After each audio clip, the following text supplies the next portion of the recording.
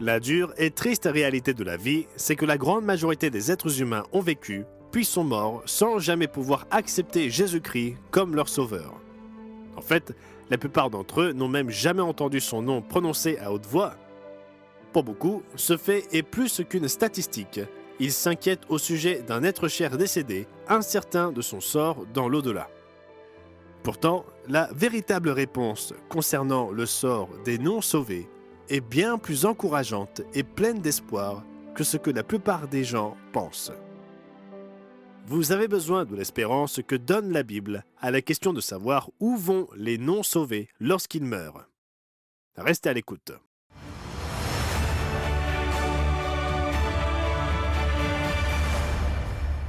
Bonjour et bienvenue au Monde de demain. Nous vous aidons à donner un sens à votre monde à travers les pages de la Bible.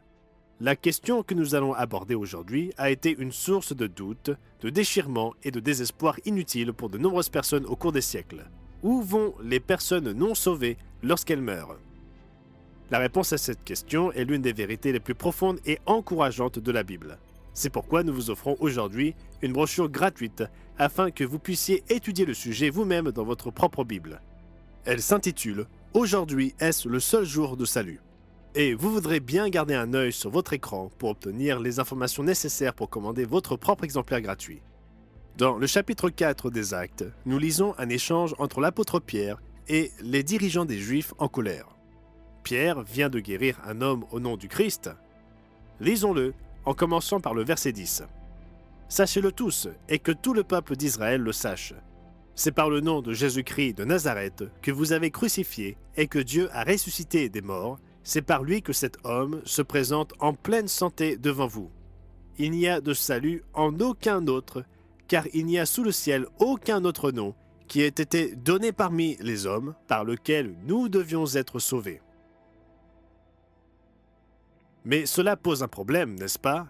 Sur les milliards d'êtres humains ayant jamais vécu à travers l'histoire, relativement peu ont entendu parler de Jésus-Christ et de son message. Laissons de côté pour l'instant le fait que la plupart des personnes qui croient avoir accepté le Christ ne l'ont pas du tout accepté, mais ont accepté en réalité ce que l'apôtre Paul appelle un autre Jésus et un évangile différent. Encore une fois, mettons cela de côté et soyons aussi généreux que possible pour l'objectif de cette discussion. Aujourd'hui, le christianisme n'a jamais été aussi répandu. Sur les plus de 8 milliards d'habitants que compte actuellement la planète Terre, un peu moins d'un tiers, entre 2 milliards et 2 milliards et demi, se définissent comme des chrétiens.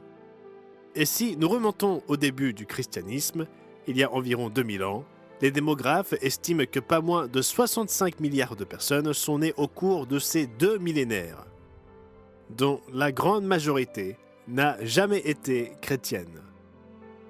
En fait, la majeure partie de l'humanité, tout au long de l'histoire, a été non sauvée et n'a jamais entendu le nom de Jésus-Christ et encore moins son message. Que leur est-il arrivé à leur mort? Il ne s'agit pas seulement d'une question de froide statistique. Nombreux sont ceux qui se sont tourmentés sur le sort de leurs proches et d'autres se sont détournés de la Bible, croyant que le Dieu des Écritures était cruel et capricieux. Franchement, c'est une question que je me suis personnellement posée dans ma jeunesse. J'ai demandé à tous ceux que je connaissais et respectais, mes parents, ma grand-mère, mon pasteur, même mon professeur de géométrie. Ils avaient tous des réponses, mais celles-ci ne correspondaient jamais complètement à la Bible. J'ai entendu dire que Dieu pouvait décider d'ignorer que certaines personnes n'avaient pas eu l'occasion d'accepter le pardon du Christ et qu'il les sauverait de toute façon. Mais cela ne correspondait pas aux paroles de Pierre dans Actes chapitre 4, et cela semblait rendre le sacrifice du Christ inutile. Et je savais que ce n'était pas le cas, puisque Romains 3 verset 23 dit que tous ont péché et sont privés de la gloire de Dieu. Certains ont suggéré que Dieu savait que ceux qui n'allaient jamais entendre l'Évangile ne l'auraient pas accepté de toute façon, et qu'il n'avait donc pas pris la peine de leur transmettre le message. Mais cela ne correspond même pas au témoignage de Jésus lui-même.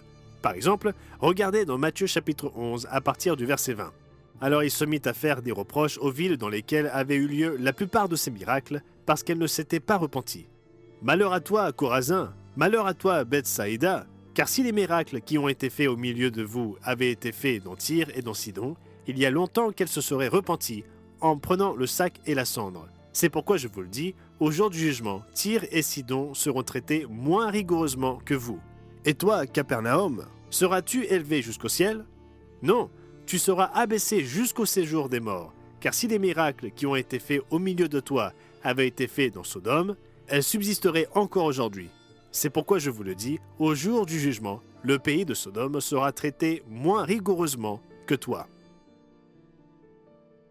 Notez que Jésus dit clairement que si les habitants de Tyr, de Sidon et même de Sodome avaient eu les mêmes opportunités que son auditoire, ils se seraient repentis avant de mourir.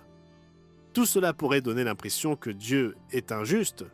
Pourtant, des passages tels que Actes 10, verset 34 et Romains 2, verset 11 montrent clairement que Dieu est juste et qu'il ne fait point de favoritisme. Alors peut-être que Dieu ne s'en soucie pas. Pourtant, les Écritures disent le contraire. 1 Timothée 2, verset 4 dit que Dieu veut que tous les hommes soient sauvés et parviennent à la connaissance de la vérité. Cela signifierait peut-être que Dieu n'est tout simplement pas assez puissant pour sauver la plupart des gens, mais la Bible, de la Genèse à l'Apocalypse, déclare que le Dieu souverain et le Tout-Puissant, l'appelant dans Apocalypse 19 et au verset 6, le Seigneur notre Dieu Tout-Puissant. Avec tant de milliards de morts non sauvés, qui n'ont jamais eu la moindre chance d'être pardonnés de leurs péchés, nous pourrions nous demander, comme Abraham l'a fait autrefois, celui qui juge toute la terre n'exercera-t-il pas la justice? Mais la bonne nouvelle, c'est qu'il existe une explication, et la vérité biblique sur le sort des personnes non sauvées lorsqu'elles meurent est une magnifique source de joie, de réconfort et d'espoir que tout le monde a besoin de comprendre. Dans la suite de notre émission, nous expliquerons 4 faits bibliques clés qui révèlent la réponse à la question de savoir ce qui arrive aux non-sauvés lorsqu'ils meurent. Mais avant cela, permettez-moi de vous donner une brève occasion de demander l'offre gratuite « Aujourd'hui est-ce le seul jour de salut ». Avec cette brochure gratuite, vous pourrez vous asseoir et découvrir la vérité pleine d'espoir de vos propres yeux et dans les pages de la Bible. L'une de nos abonnées du Texas à notre revue du Monde de demain nous a commandé cette brochure et nous a écrit pour nous exprimer ses remerciements. Mes prières ont été exaucées lorsque le voile a été enlevé de mes yeux par la puissance de Dieu à travers votre littérature. Je viens de terminer la lecture de votre publication « Aujourd'hui est-ce le seul jour de salut ».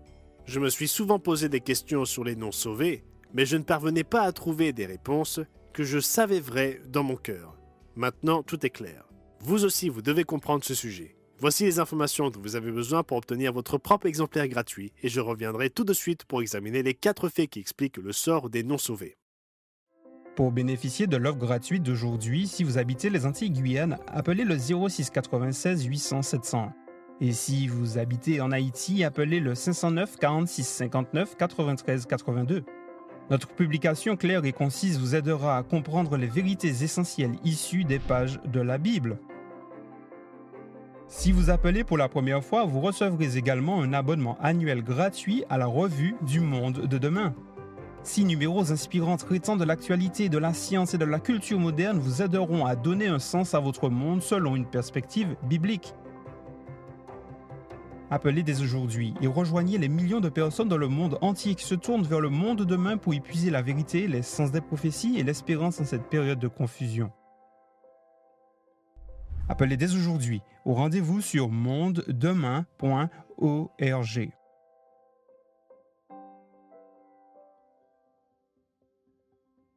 Bienvenue à nouveau. Aujourd'hui, nous expliquons la vraie destinée des non-sauvés lorsqu'ils meurent.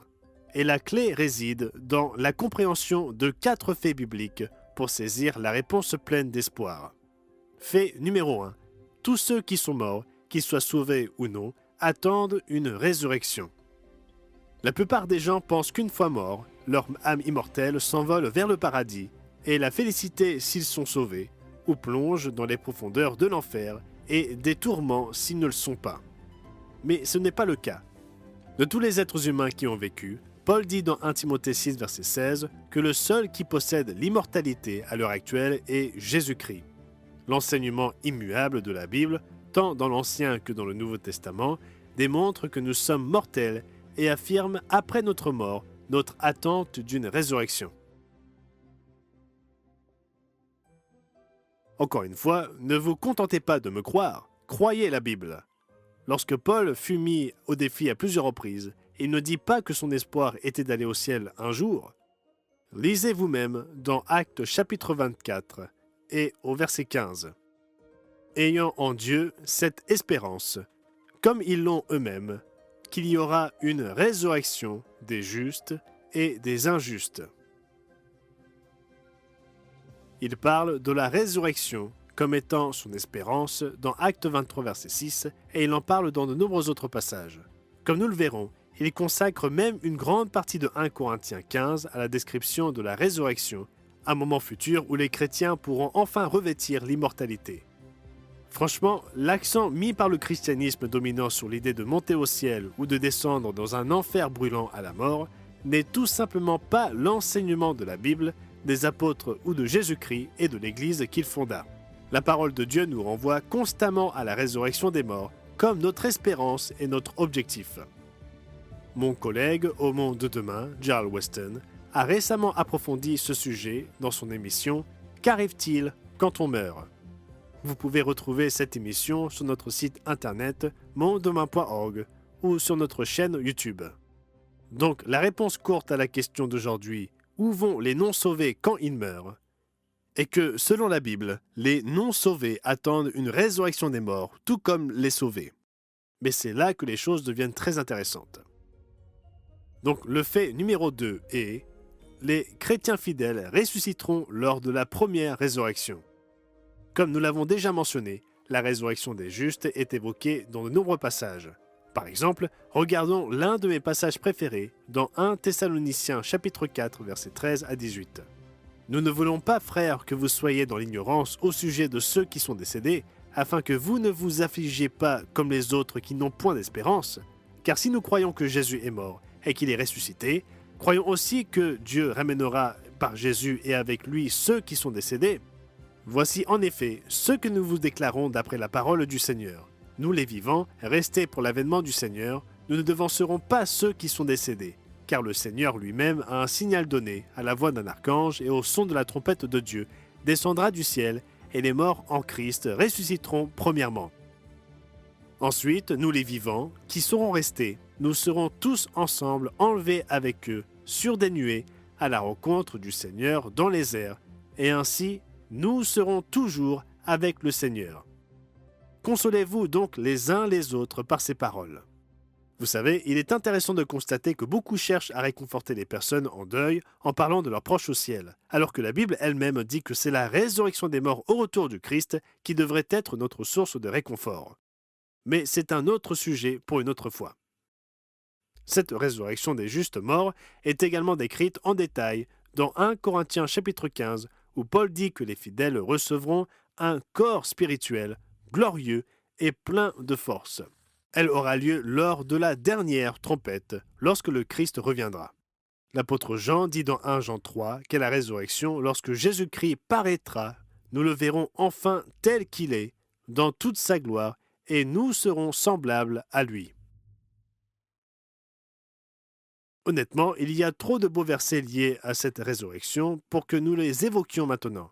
Mais un passage est particulièrement important pour servir nos objectifs aujourd'hui. Nous le trouvons dans Apocalypse chapitre 20, qui décrit le début du règne de Jésus avec les saints glorifiés.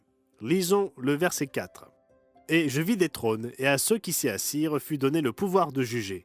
Et je vis les âmes de ceux qui avaient été décapités à cause du témoignage de Jésus et à cause de la parole de Dieu, et de ceux qui n'avaient pas adoré la bête ni son image, et qui n'avaient pas reçu la marque sur leur front ni sur leurs mains.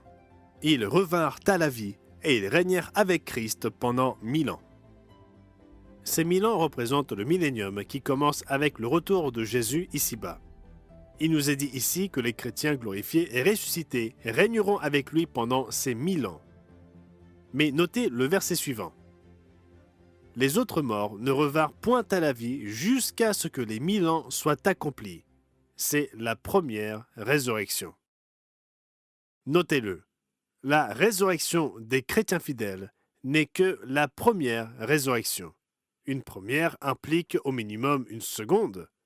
Et en effet, le verset dit que les autres morts, c'est-à-dire ceux qui n'ont pas encore été sauvés, ne revinrent point à la vie jusqu'à ce que les 1000 ans soient accomplis. Il y a donc une résurrection à venir de ceux qui n'étaient pas de vrais chrétiens dans cette vie.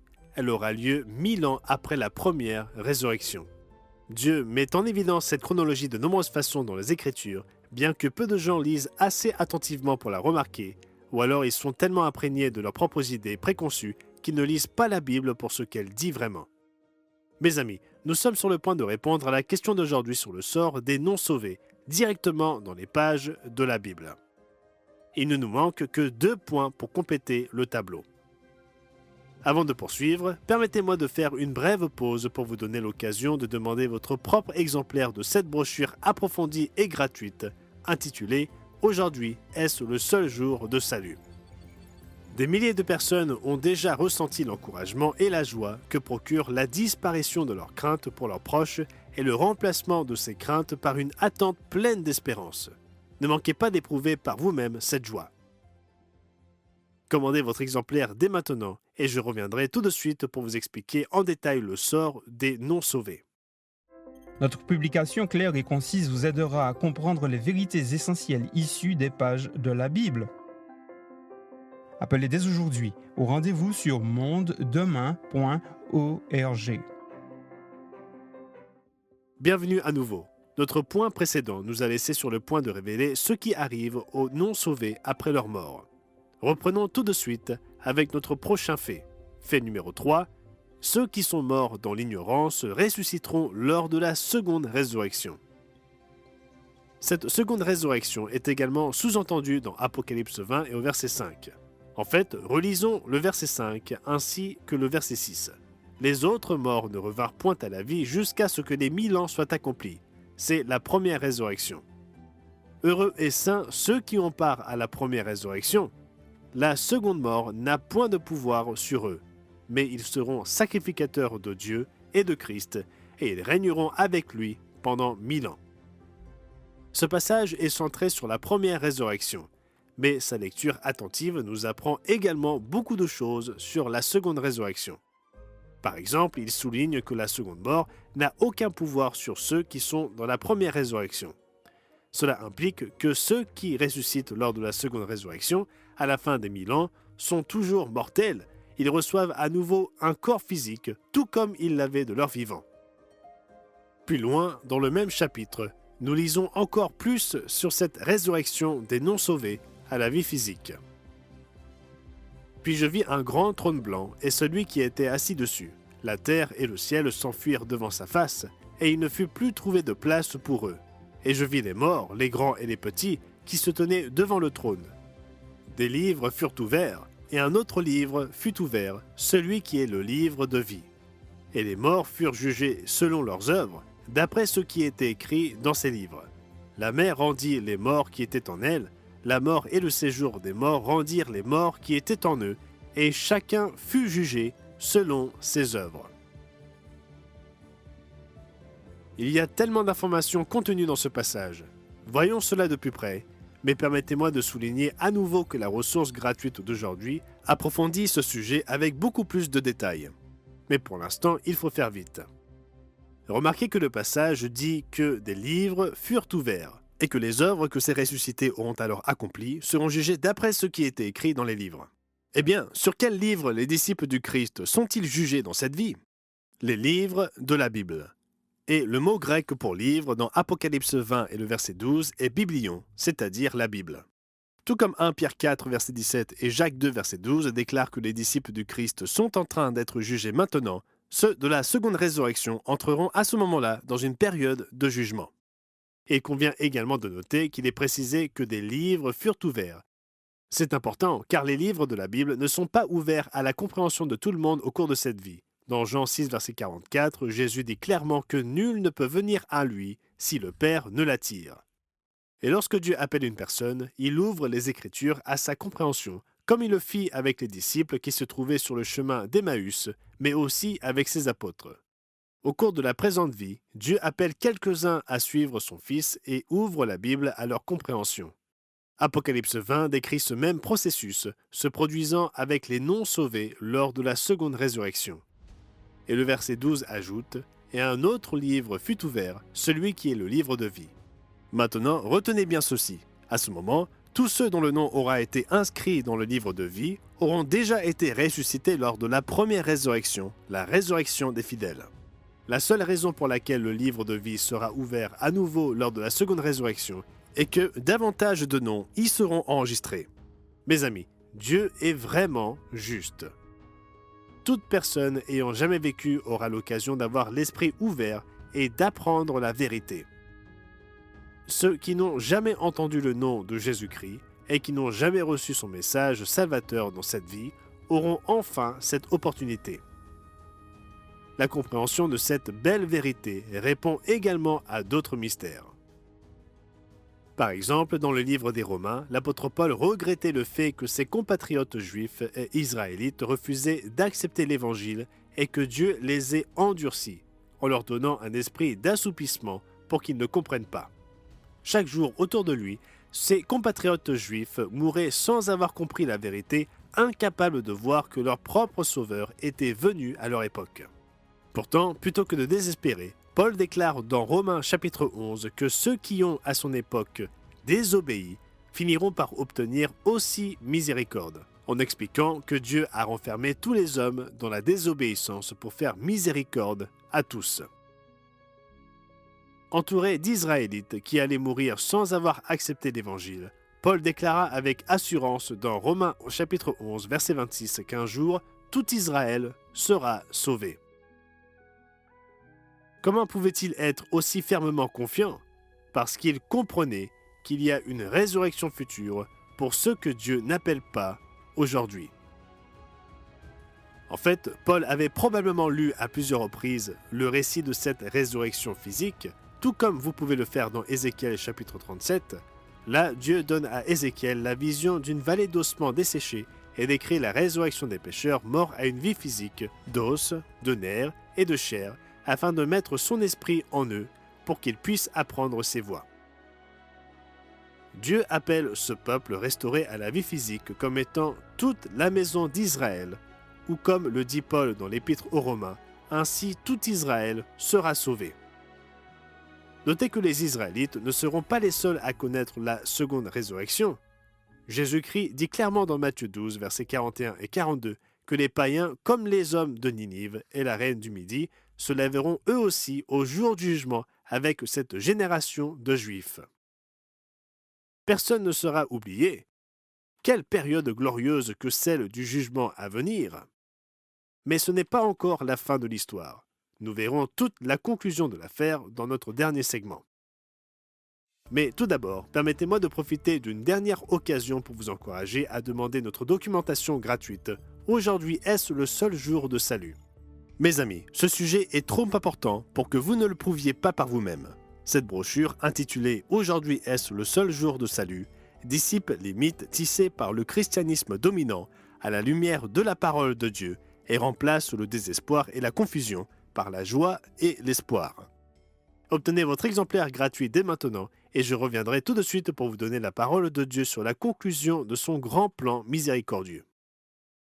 Pour bénéficier de l'offre gratuite d'aujourd'hui, si vous habitez les Antilles-Guyane, appelez le 06 96 800 701.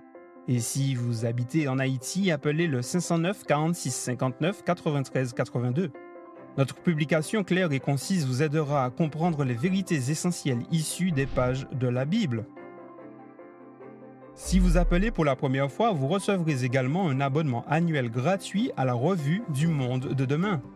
6 numéros inspirants traitant de l'actualité, de la science et de la culture moderne vous aideront à donner un sens à votre monde selon une perspective biblique. Appelez dès aujourd'hui et rejoignez les millions de personnes dans le monde entier qui se tournent vers le monde de demain pour y puiser la vérité, les sens des prophéties et l'espérance en cette période de confusion. Appelez dès aujourd'hui au rendez-vous sur mondedemain.org.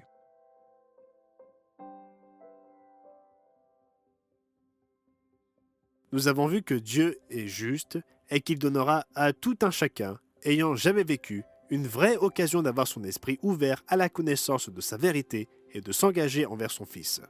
Mais Dieu ne nous privera pas de notre libre arbitre et il ne forcera personne à choisir la vie plutôt que la mort.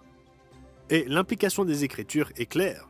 Certains n'accepteront pas d'obéir à Jésus-Christ et choisiront de rester méchants, désobéissants et en rébellion contre leur Créateur. Ce qui nous amène au fait numéro 4. Après la première et la seconde résurrection, les méchants incorrigibles seront détruits dans les temps de feu. Reprenons Apocalypse chapitre 20 et voyons ce qui se passera après la seconde résurrection et la période du jugement du grand trône blanc. Nous le voyons décrit au verset 14 et 15. Puis la mort et le séjour des morts furent jetés dans les temps de feu. C'est la seconde mort, les temps de feu. Quiconque ne fut pas trouvé écrit dans le livre de vie fut jeté dans les temps de feu. Oui, les incorrigibles méchants qui refuseront de se repentir seront brûlés, jetés vivants dans les temps de feu, où ils seront détruits et réduits en cendres sous les pieds des justes, comme le déclare l'Éternel des armées dans Malachie 4 et au verset 3. À ce moment-là, lorsque la famille de Dieu se sera élargie à une multitude innombrable, composée de tous ceux qui sont prêts à accepter l'autorité de Jésus-Christ, et que les méchants incorrigibles auront été détruits à jamais dans la mort éternelle, le plan de Dieu sera achevé. Alors, les sauvés passeront le reste de l'éternité, jouissant de la plénitude de l'existence physique et spirituelle, comme leur héritage aux côtés de Jésus-Christ et de leur Père aimant, dans la famille de Dieu pour toujours. Non, les innombrables milliards de personnes non sauvées dans la présente vie et dont l'esprit n'a jamais été ouvert par Dieu à la vérité de Jésus-Christ ne sont pas perdus à jamais. Dieu est vraiment juste. Il donnera à chacun une véritable opportunité d'accepter ou de rejeter son offre de salut. Dieu n'est pas capricieux. Il ne juge pas au hasard. Et il n'est pas faible. Il est juste. Il est miséricordieux. Il est le Dieu omnipotent qui règne en maître. Il aime profondément chaque être humain de sa création. Et avec lui, personne ne sera laissé pour compte. Notre courte question a peut-être généré une longue réponse, mais c'est une belle réponse, et c'est la réponse provenant de la parole inspirée de Dieu. J'espère que vous ne manquerez pas d'obtenir votre propre exemplaire de l'offre gratuite proposée. Aujourd'hui est-ce le seul jour de salut, pour que vous puissiez vraiment prouver cette belle vérité sur la seconde résurrection par vous-même. Et j'espère que vous reviendrez la prochaine fois. Aussi, Gerald Weston, Rod McNair et moi-même serons là à vous attendre, prêts à partager les vérités de la parole de Dieu, les avertissements de la prophétie de la fin des temps et l'espérance de l'évangile du royaume de Dieu de Jésus-Christ. Jusqu'à la prochaine fois, prenez soin de vous. Pour bénéficier de l'offre gratuite d'aujourd'hui, si vous habitez les Antilles-Guyane, appelez le 06 96 800 701. Et si vous habitez en Haïti, appelez le 509 46 59 93 82. Appelez dès aujourd'hui et rejoignez les millions de personnes dans le monde entier qui se tournent vers le monde demain pour y puiser la vérité, les sens des prophéties et l'espérance en cette période de confusion.